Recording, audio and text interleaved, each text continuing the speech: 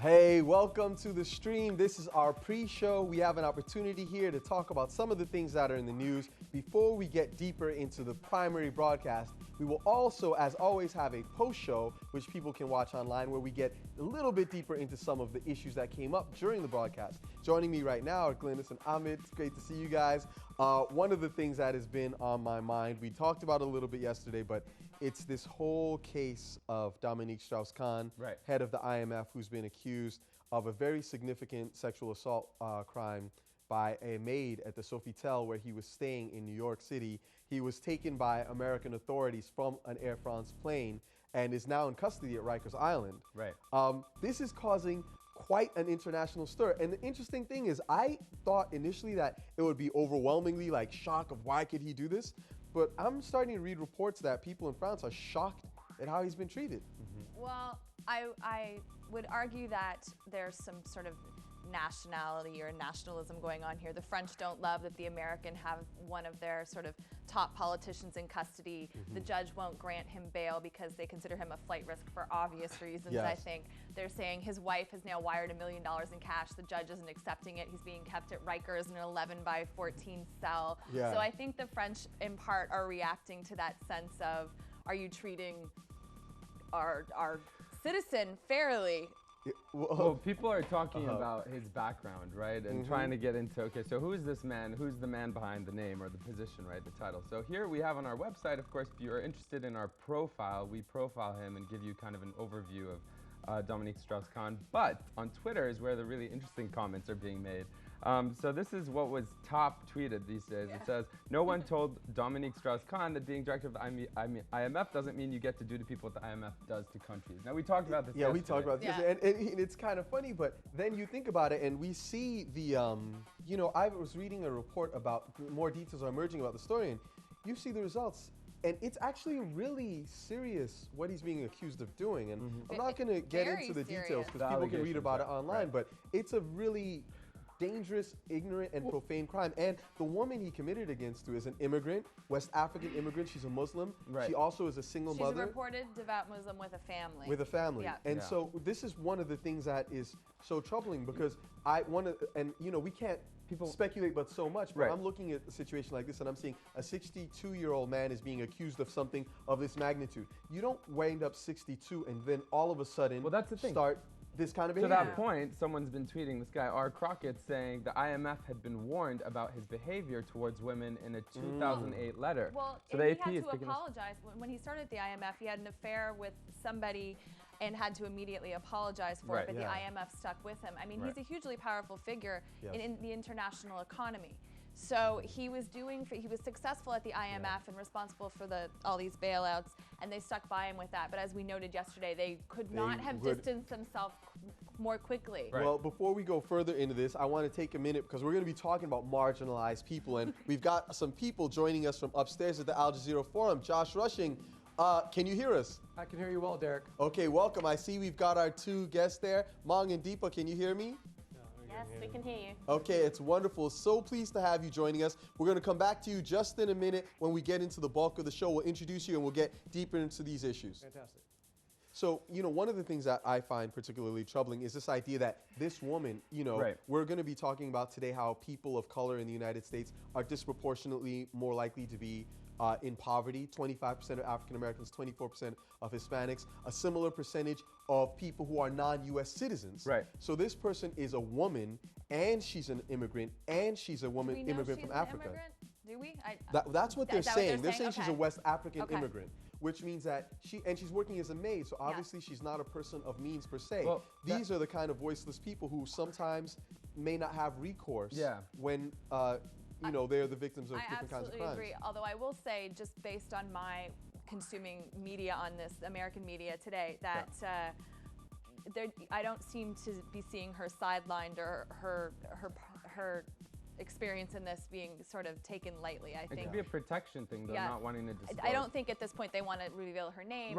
You don't know what her situation is. And on that note, the tweet. Also, this is alleged. I think it's also on the flip side of that. This is an alleged innocent till proven guilty. and of course. even if but his history. The reason that the judge decided, you know, not to let him post bail is because of his history, and you know, in the AP story that we were citing in that tweet. The employee who had a brief affair with him in the past, and when he was warned, when the IMF was warned about his behavior, it's worth noting that, it was a Hungarian-born economist who ended up leaving the company back then, and obviously, her identity was also they were trying to conceal it at the beginning, and that makes sense. I mean, you don't want to, with all the media hype, put a spotlight on someone who's in a compromised Can I just say this is a story tailor-made for the front page of the New York Post. I don't think this yeah. story Right. is disappearing. It's money. It's our relationship with the French, which has always been sort of fraught with angst. Speaking of the relationship with the French, one of the comments that I saw on Christian Science Monitor, this is from I love the headline, by the way, of that article. Oh, yeah. Well, this is from France's former Minister of Culture, and he says, for 48 hours now, only one side has been heard, and the refusal to allow him out on bail when no violent crime has been committed. Even in America, suspects are usually let go on bail if a violent crime has not been committed. Now, the thing is, what is alleged? Found on a first-class ticket to France. Yeah, exactly. With his cell phone back at the hotel. One, the crime that has been alleged is a very violent crime. Right. Yeah. That's the first thing. So I don't know how they can ignore that. And the second thing is the fact that he was found hours later on a first-class flight to Paris. Right. That would intimate that he could be a flight risk. Now, as you said, Glynis, we don't know if he's committed this. This has been alleged. But I'm glad that they're taking it seriously because I think that, our story today is all about the rights of the voiceless. Right. Yeah, I don't think the NYPD is fooling around. You don't get any sense that they are taking this lightly. The judges, but you don't get the sense either that they're sort of cracking down on him in an unfair way. The judge has been very specific. When you pull someone off a first-class ticket who can get on any Air France plane at any time, because he has some sort of a deal. Because he has some sort of a deal. Exactly. Then you sort of are saying you are a flight risk. Not to put some comic relief on it, but if you could just scroll up, I want to see if that's the headline that I saw earlier. Oh no, it's not. It's a different headline. The one with even the French are outraged. Yeah, even the French are outraged. Shocking. Well, I know a lot of French people who don't like this, but defense unfortunately, we got to go. So we're going right into the show. We will see you on air in just a moment.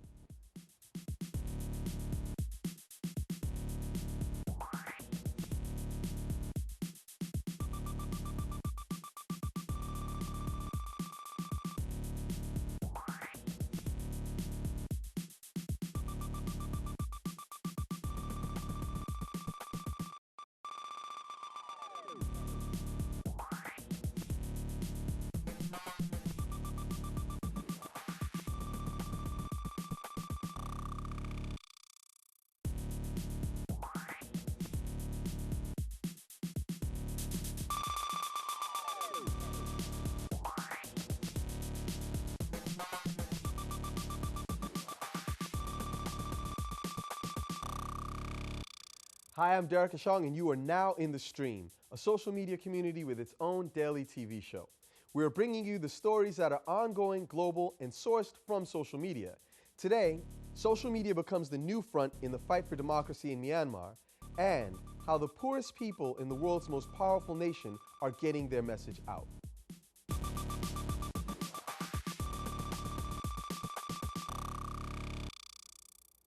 As always, our digital producer, Ahmed Shihab Eldin, is here with us. And back for a second day is Glynis McNichol, editor of Business Insider's media page, The Wire. Glynis, it's wonderful to have you here. Something that we wanted to talk about is the idea of marginalized communities. And I'm wondering from your perspective, what do we see with the increase in the wealth disparity between Americans? Well, I think in this case, the numbers probably speak for themselves. Right now, the top 1% of earners in this country account for 40% of the wealth, which just right there, you're looking at a huge disparity. And that's changed over the last quarter century.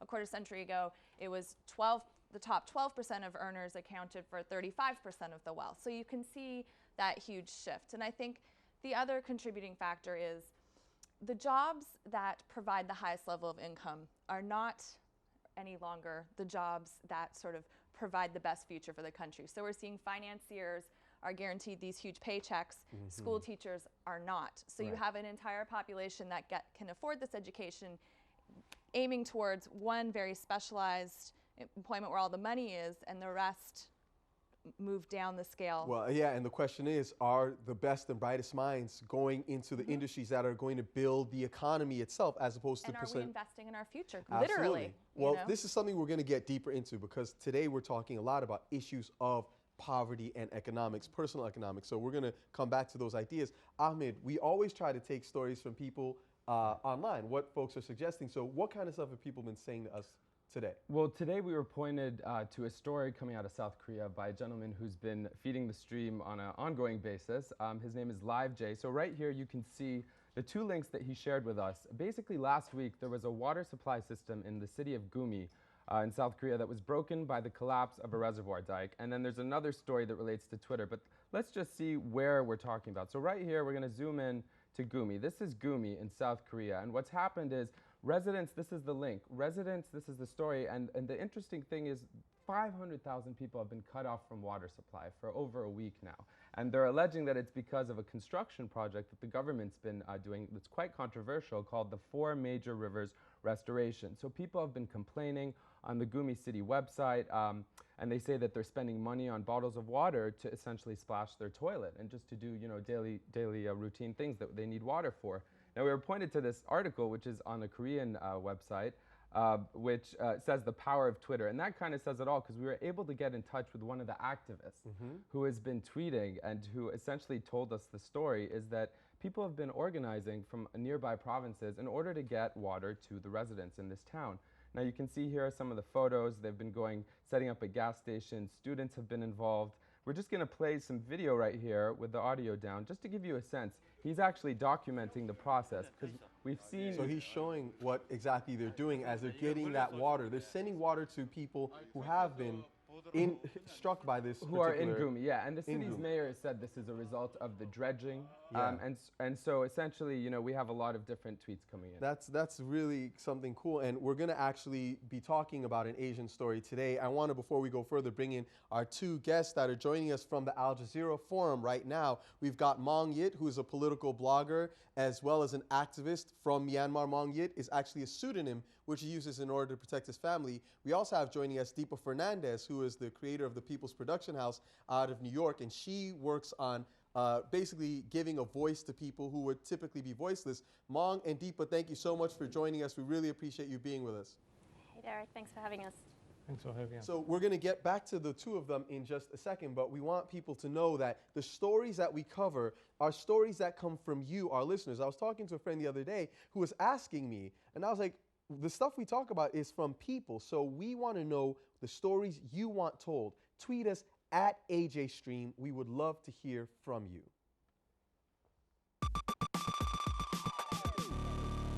I'm Baratunde Thurston, Director of Digital for The Onion, and I'm in the stream. Now for today's service, because we've got the opportunity to have people joining us from the Al Jazeera Forum, we're asking those who are in attendance to use the hashtag AJForum if you're participating in this conversation. As if blocking services such as Skype and Twitter weren't enough, the military government of Myanmar, formerly known as Burma, has banned the use of CDs and USB sticks. Critics say it's meant to prevent anti-government dissent from spreading online, but pro-democracy activists are finding ways to sidestep those bans. In a nutshell, it seems like the kind of impact that the revolutions in the Middle East and North Africa have been having, and the way that organizing has been done online, is making regimes around the world very nervous. To discuss this more with us, we are bringing back Maung Yit. He is, as we mentioned earlier, an activist and a political blogger from Burma. He's based in the United States right now. And Maung, we just wanted to understand a little bit, what is the issue here with regard to clamping down on the use of these devices, and specifically in internet cafes? So right now, they send out kind of rules to the internet cafe that the user cannot use a USB device or floppy disks or any media when they are browsing the internet, when they are browsing the computer. And why would they ban those particular devices? Since 2007, at the Saffron Revolution, all the pictures and video of the regime cracking down on the monks and the protesters being posted online. So they don't want to repeat that kind of a thing. So since then, they've been blocking it. They've been trying to stop the user and the citizen journalists for spreading that kind of a news around. That's a very interesting point. They want to curtail people's ability to spread the word. Now, we understand Myanmar is a nation of 53 million, but they're an estimated, you know, it's a very literate nation, a poor nation, but basically we've got 90% of people being literate there, but only 400,000 internet users in the country. How big of an impact do those internet users have that the government should be concerned about? Because like with the internet, they can broadcast what they feel and what they have in mind and what they've been doing, you know, to struggle for the democracy and freedom of press.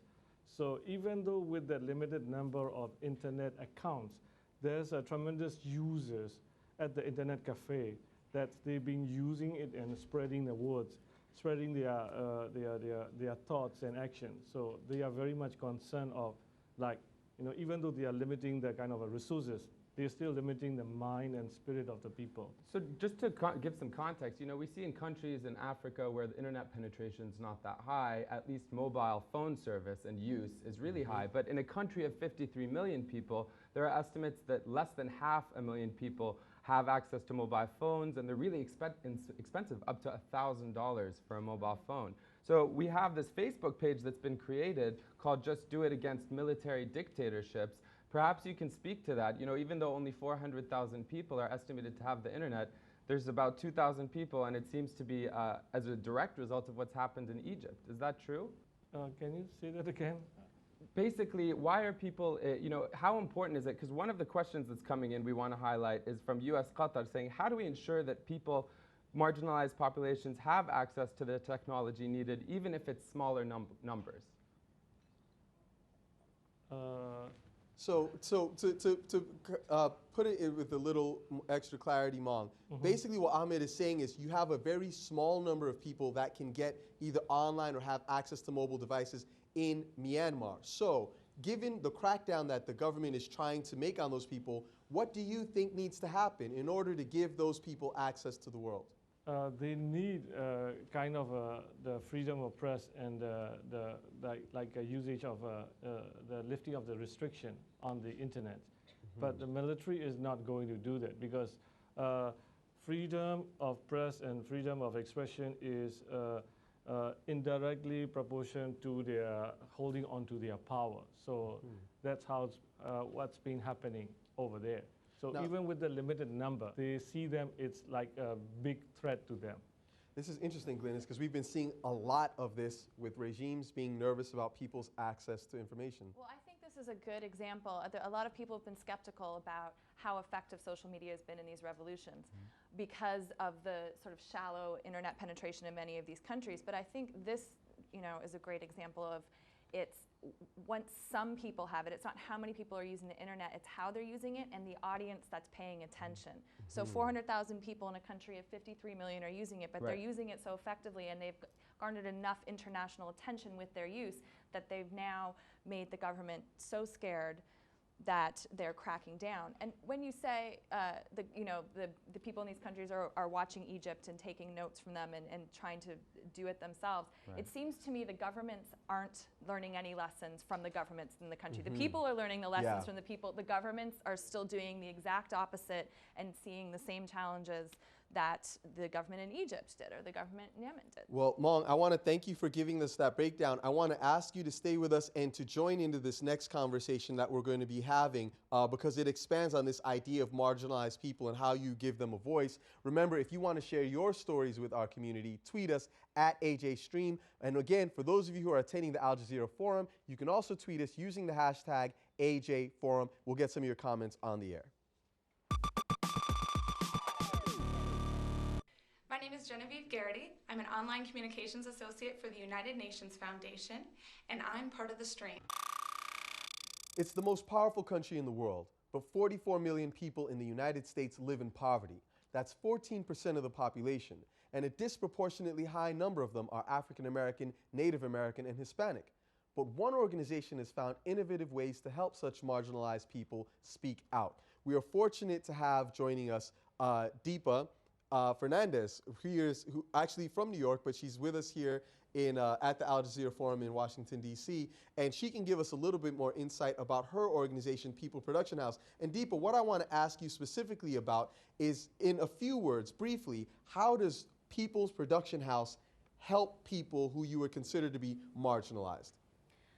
What we do very specifically is put the means of communications into people's hands who might otherwise be shut out. And you know, it's such an interesting conversation when you have governments that are leading the way and shutting down people's access to a free press. And, you know, it's arguable whether that's actually happening in this country. And I think for people who, working people, poor people, people of color, especially as you mentioned, there are very distinct policies that keep communities locked out of having a voice and being protagonists in putting forth their voice and framing it and shaping it the way they want to. Major news stories are covered, and communities that are directly affected aren't in that coverage, and the question has to be why. So what we do at People's Production House is look very specifically and work very specifically with people who are from communities that either don't have access to learn the skills to tell their story, to put their narrative forward in a compelling way that's going to make people want to listen, want to hear your story so that they can be part of the public conversation. You need to learn those skills, and while, you know, the digital revolution and the social media revolution have very much helped an organization like ours, you still need to not just be on the margins with a social media message. If you actually want to impact the public conversation, there are some very concrete skills that you can learn. You know, Deepa, I want to get into some of those concrete skills because we have joining us now via Skype someone that you actually trained. Her name is Brenda Dardar Robichaud, and she is the former principal chief of the Human tribe, as I understand it. Brenda, thank you so much for joining us. We know you're based in Raceland, Louisiana. We appreciate you being here with us in the stream. Tell us a little bit about what you learned from Deepa's organization. Deepa's organization has been a blessing to our people. She came to us right after Katrina, when no one was hearing the story of our people and the struggles of what had happened to us because of Katrina and then Rita. And so she came and worked with our adults as well as our youth in helping us to learn valuable skills in order to share our story. Unfortunately, that was not happening. No one knew about the Homa Nation or how greatly we had been impacted by Katrina. Now, let me ask you a quick question. What exactly are you using to tell your voice? What medium are you using? We now are using every medium possible. We have an organization called Bayou Healers who is working with a youth media team in order to conduct interviews, speaking to our youth as well as our elders and getting their story and exactly what's happening to our tribal communities. And so they're using digital recorders as well as cameras and video cameras. You know, this is so fascinating to me because basically what they're saying is we're giving people the power to tell their own stories. Right. And you don't see that done enough. I mean, even I look at the mainstream media in the United States and to a large degree of independent media. Yeah. Somebody asked me last week how many black hosts, right, not anchors, not news reporters, how many black hosts of a television show do you have in the United States? And I could think of one, Glenn Eiffel, who is on the PBS NewsHour. Now, you would think that there was no one else there from who could actually be giving a personal context to that story, if not for them. You also have Soledad O'Brien on CNN, who winds up telling all the stories of people of color. Right. What happens when you don't have people having the opportunity to tell their own stories? I mean, I think we go back to that old saying, which is history is written by the victors. So the people who own the media right now are determining what history is, and especially as sort of we've seen a media conglomeration in the last 10 years where huge corporations have taken over national radio stations, so we don't have so much local news anymore. Right. But once you give people the ability to tell their own story in a way that's lasting, I think what we do is change the national story and how we see ourselves as a whole. Well, here's a question for Brenda, perhaps, or anybody really, that's coming in from DigiFile. About mainstream media and perhaps the correlation or the connection between, you know, people telling their own stories. What's the responsibility of media, new or old, to empower these voices of the disempowered versus the elites? I think it's their responsibility. Unfortunately, whenever we are approached by media to share our story, the story is already written. They want us to fill in the blanks, and they ask for specifics of find me someone who is ill, find me someone who had struggles rebuilding their home. And they want us to fill in the blanks. And oftentimes the true story is not being told. And so it's a blessing that we've developed skills that we can share our own story in our own voice and make sure that an accurate, true story that's a representation of our struggles or victories is being shared. You know, I want to go back to Deepa then, and I want to challenge a point that I've just made myself, and that is it possible, I mean, isn't it realistic that someone who is not from a particular community can actually do a good and a fair and balanced job of reporting about issues that relate to that community? Absolutely. I think it's more what what we want is not for one community to only be in charge of telling their own story. It's a collaboration, and there are ways in which, for example, when I first met Miss Brenda and the people of the Homer Nation, the stories that they were telling me made my jaw drop. I was stunned. I mean, I ask your audience, how many people actually know that the BP oil spill, ground zero for the BP oil spill, was Homer and was Miss Brenda's family and Miss Brenda's community? How many people know that a Native American tribe was one of the most affected and continues to be? Then let's fast forward and say, how much relief have they got? How much of the resources in rebuilding? There's a direct correlation between when we know that someone is affected, how they access relief. If we don't know that they're affected, we as good people of conscience can't push for the fact that they need to be compensated as well. I want to get this back to some things that Glynis mentioned, because we said earlier that you have a significant disparity in wealth in this country, and you have higher a disparity for people of color. You've got African Americans that 25% of them are in poverty, 23% of Hispanics. We have, I think, about the same percentage of non-U.S. citizens living in America who are also impoverished. What happens when these people don't have access to resources and then again don't have access to the media in order to speak about what's happening to them? I think, we see what happens every day, and how we fix that is you have to fix it sort of at the root. And as we all know, access to information is the key to just about everything. It's the key to education, which is access to information. Right. It's the key to employment. It's the key to a career. It's the key to understanding your place as it is now and your place as you want it to be in the society you live in. So I don't think you could understate how important it is.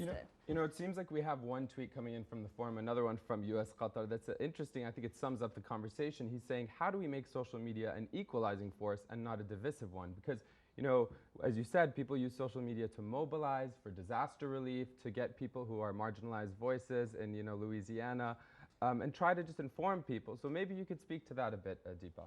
Yeah, I'd love to throw in there too that I think, while there are some great examples of, the everybody tweeting in Iran that really let us all know what's happening, the reality is that our media is still a very elitist institution, and for communities like Miss Brenda's, if you just sit down with Miss Brenda, you'll learn in the space of just a couple of minutes things that will change your life. And the fact that Miss Brenda and her community can powerfully tell those stories, you do need a bit of training. You do need so that you can actually, let's be real, put your story so that you're not just on the outs, that you're not just on the margins tweeting. You need to actually be able to make an impact in the broader public conversation. So I think, you do need to have social media is amazing. And, and clearly when we hear from Maung and others, it has led to a lot of voices and issues coming to the fore that we then can learn about and hopefully push for better public policy on. Well, Deepa, on that front, I actually want to ask this question of Ms. Brenda. Tell us a little bit about what was the impact of the BP oil spill in your community? The BP oil spill really devastated our tribal community, and we're still feeling the effects of it, but unfortunately that story is not being shared. We had a large number of our tribal fishermen who were affected, but not only the fishermen, people who support the fishing industry as well. BP has not compensated anyone adequately. So we're seeing people losing their homes, losing their vehicles, and now are suffering serious health consequences because of the contaminated waters. And so we're still struggling, but unfortunately, that's not a story that's being shared. Our very existence is being threatened. We live along the coastline of Southeast Louisiana. And so we're constantly faced with environmental issues of coastal land laws and now the influx of oil into our tribal communities. And so it's quite frightening because the unknown is still remains.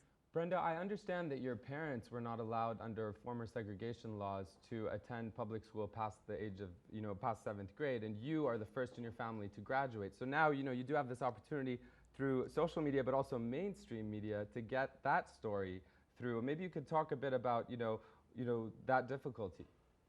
It has been difficult. My father has but a 7th grade education, and he is a generational fisherman. My grandfather did that prior to him. And so he's suffering with the oil spill as well, has not been compensated.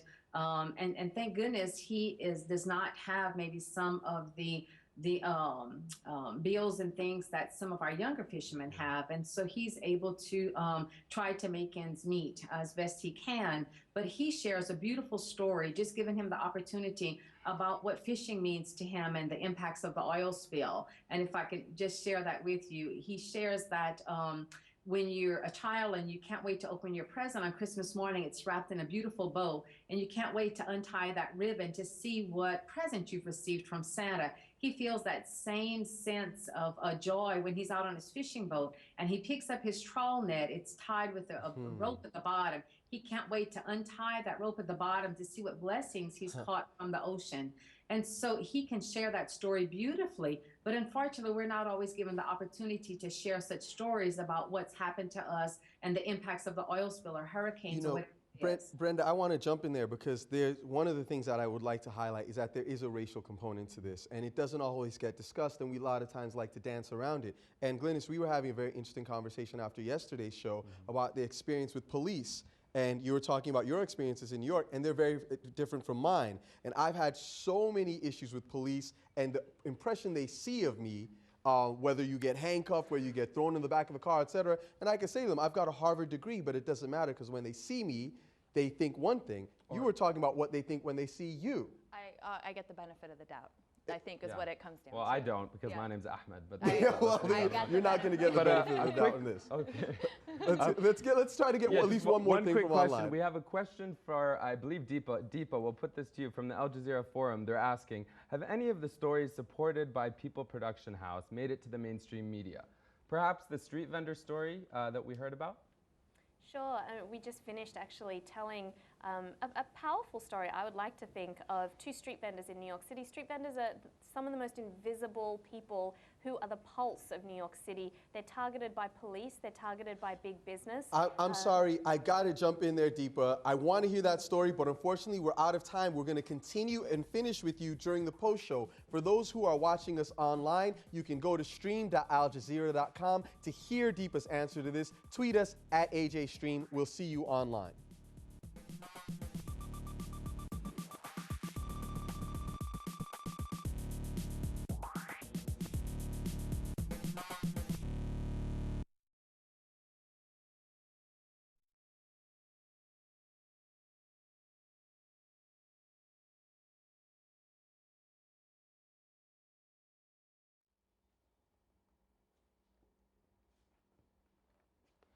Welcome back. For those of you who are joining us online now, this is the post show. This is where we get to let our hair down and get a little bit more deeper into some of these issues. Right now, Deepa has been telling us an example of a story of two fishermen. Deepa, I want to come back to you. You're up there with the Al Jazeera Forum. We would love to hear the story that you were telling us in its totality. Please continue. Also, and before we go, I also want to mention that joining us once again is Josh Rushing, host of Al Jazeera's Fault Lines, who's been moderating the forum all day. Josh, welcome back, and we hope to get you into this discussion as well. Thank you. Go ahead, It was Deepa. just quite a laugh in here. I want you to know about you letting your hair down. Well, you know, I do let my hair down during the post show. As you can see, it's flowing all over the place, but it's not quite as nice as yours, Josh. Anyway, go ahead, Deepa. Sure. So essentially, we collaborated with street vendors, and I think that's part of the importance of getting the story into the mainstream. Is that people who are learning the skills of journalism, if they partner with more senior journalists, more traditional journalists, we can have access to their interviews and their source material that we couldn't get ourselves. And they can have benefit from our expertise in being able to help craft the narrative in a way in which it will make it out to a broader audience. So with the street vendor story, we told a 45-minute radio documentary, and for those of you who might know the world of radio, keeping people listening for 45 minutes is one hell of a task. So we collaborated with a group called the Street Vendor Project, who were able to really help us in accessing street vendors who had stories to tell, and being able to have street vendors do a lot of the interviewing and gather sound for us. And then we helped in being able to put it together, and the Australian Broadcasting Corporation put out our 45-minute documentary, which I think is a really powerful piece, because it really helped humanize the street vendors, so that next time the City Council in New York City is trying to vote to make fines higher, people will say, well, hello, no, that's James, and I really love James because he's my favorite street vendor. Or that's Teresa, and she sells this, and that's Yolanda, the tamale vendor, and I buy my tamales, and I don't want you to find her because she's important to my life, and I think that's part of the process that. So you're talking about how you're giving people a voice, and that humanizes them in the eyes of their community, which actually makes the community people who can be more on their side. Now, Maung had raised something to me before the broadcast about the idea of how radio could be impacting people in Asia. What is your idea, Maung? Could you talk to us a little bit about that? Yeah, what I would like to say is like, even in the US, we need a community-based kind of a radio production, like with the volunteers and all the support. So, but if we have that kind of an opportunity in Asia, which we are really lack of, like community-embedded media group and radio stations, it will be great. So we can use these kind of the tools and the media to voice out the people. You know, this is a very interesting concept because we talk a lot on this show about new technologies, new media, et cetera, but I look at, you know, the African continent, and I'm from Ghana originally. Most people in Africa don't have access to the internet. They don't have access necessarily to television. The most widely used media form on the continent is actually radio. Yeah. Josh, we've been having a discussion all day at the forum about the future of media. How do we think about this when there's so much discussion about how technology influences the media, and yet there's so many people who are not having access to the current technologies that many are discussing? Well, I think one of the things we talked about today was a lot about the relationship between new media and traditional media, and how that's really coming to kind of shake out, like a bunch of pebbles, rocks, and sand in a bottle, to where they fit together and provide really kind of a single purpose. We brought up the idea in the very beginning that what happens when new media isn't new anymore, when it's just media. Because the Director General of Al Jazeera, Wadal Khanfor, said last night in a speech that some of the best journalists in the Middle East right now is just anyone with a cell phone and a camera. And then turn around with a Twitter account or a Facebook account, they become a reporter, sharing and observing, you know, everything that's happening on the ground there. So if those are some of the best journalists, and if Al Jazeera, which 6 months ago would have been included in the landscape of new media, last night, again, you had Nancy Pelosi, who's the Democratic leader of the House, and Senator John McCain, both give speeches praising Al Jazeera. You've had the Secretary of State, Hillary Clinton, in front of Congress under oath, testifying that Al Jazeera is some of the best news out there. We can no longer claim to be anti-establishment or even fringe. We are now just media. So what happens when new media is just media, and how do these relationships shake out? And we had Bob Woodward from the Washington Post, who, of course, you know, going back to Watergate and wrote 4 books in the Bush administration, gave a great kind of overview of the process and the importance of that kind of traditional established journalism. And then we had a number of bloggers talk about what they do and how they retweet and tell the story through the people on the ground. And then we had Al Jazeera reporters that were there for the January 25th revolution in Egypt, as well as the war in Gaza, and what it was like reporting from there for Al Jazeera, for a worldwide audience. So, you know, I don't know if I could put in a single sentence what we came away with today, but I do feel like, as everyone has felt this kind of changing thing in media, we're at a point in the evolution, in the continuum, that it's a maturing process now. I think we realize all these things, from Twitter to the Washington Post, are going to fit together in some way in the future. You know, This brings up a point that's really interesting, actually, that we just got online. Yeah. Just to that point, and then we're going to come back to you, Deepa. Ahmed has got something related to what Josh just said. Yeah, Josh, you talked about the relationship between the mainstream media and new media, and you know, that evolution and how it's changing. But what about Mohanad Khairi here, I think at the forum, is asking, when companies like Google and Twitter go out of their way to help the masses get their voices out, what does this say about them, and what does it say about, you know, the relationship between them and the media, or the new media? Because we've seen Facebook shutting down websites, as has been discussed at the forum, and Maung also alerted us that, you know, the Burmese regime, here it says the Burmese newspaper, the actual government's newspaper, does not have their own email. They're using a Gmail address as their official contact. I don't know if you could see that. So perhaps both of you could speak to that a little bit. Well, I think it is interesting the way that this is becoming a tool a tool for revolution, a tool for the government. The internet doesn't really choose sides, right? I mean, both sides can use it, and I think that's going to be interesting. I think in this last round, in the last 6 months, you've seen people in the street have been much wiser about the way they've used Twitter and Facebook, as opposed to, say, Mubarak, who was trying to shut the internet down, right? I think you're going to see governments become far more savvy with how they use it in the future. And to me, in my mind, I think that's going to end up becoming some kind of cat and mouse game with not just Twitter and Facebook, but whatever the Twitter and Facebook of the future is, and the relationship between dissidents and governments.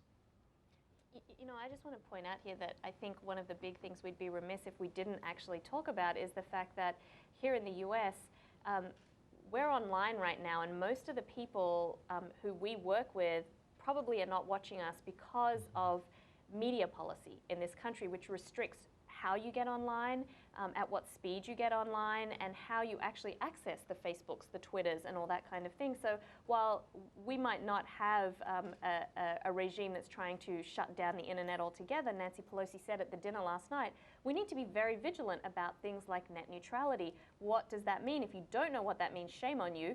Net neutrality is really about who controls the internet and at what speed and at what price, and who's going to get access and who isn't. And I think that is the critical question that's facing us right now, because there is such a large swath of this country. And, you know, Derek, to your point, when you look at it, it is no accident that it's black and brown people, that it's poor people who are the ones who it takes them so much longer to upload content. Like who, and then if we don't have government protection of a free and open internet, who actually is going to be able to, it's almost like a gatekeeper.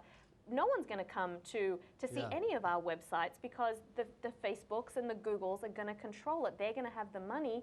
Who's going to come and get those alternative voices from the sites right now that people have free and open access to? So we have to be vigilant. I think that's a really good point, and I want to get Glynis's insight into this, because basically we're talking about communities that are already marginalized, and what Deepa is speaking about is the digital marginalization as well. Communities that don't have access to the tools to get online and get their voices out. What happens as the world is evolving and we're all having these connected dialogues, and some people are literally being left out of the even access to the tools to participate in the dialogue? I think you just see an exaggeration of almost what we spoke about before, which is the disparity. We have a wealth disparity that's connected to an education disparity, which is connected to an information disparity. So you have the group of people that have less access to online, less access to Twitter. How many things do I learn every day just from being on Twitter? How many things come across my path that I would not have encountered before? What does that mean for the competitiveness of a country like the United States, when you do have 14% of Americans living in poverty and so many Americans, as Deepa said, not able to get online? Right. Well, I think it ties into you know, our education disparity a little bit, and with regards to the rest of the world, we're always talking about the education that people receive here and take back to India, or the education, how other countries in the world, their reading level, their math levels especially, are exceeding the United States. We are not investing in that infrastructure. And what's happening now with obviously the rise of the internet and the rise of social media and just information online is that instead of just investing in an education infrastructure, part of that education infrastructure is going to be the internet and providing access to that for people who don't have it so easily. So you're kind of arguing that it's a human right, perhaps? I would argue that it's a human right, absolutely. I want to get one last point online very quickly, because we're running out of time. Yeah, we'll just do it quickly. This is often a question that kind of goes unnoticed, but it's from CDA, and he's saying it's somewhat idealistic to believe that there's an attention span in the public for every issue. So how do you make people care? I would argue that's Josh? Telling a really compelling story. A really compelling story? A great story. I completely agree with that.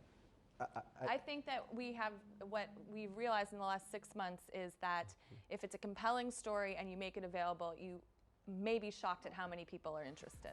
I think that's a perfect way to put it. And I want to thank you, Maung. I want to thank you, Deepa. And I want to thank you, Josh, for joining us, and everyone at the Al Jazeera Forum. We're going to continue talking about issues that matter. Want to thank you, our audience, for being with Ahmed, Glynis, and I today. We will see you again at the same time tomorrow. See us online. Tweet us at AJ Stream.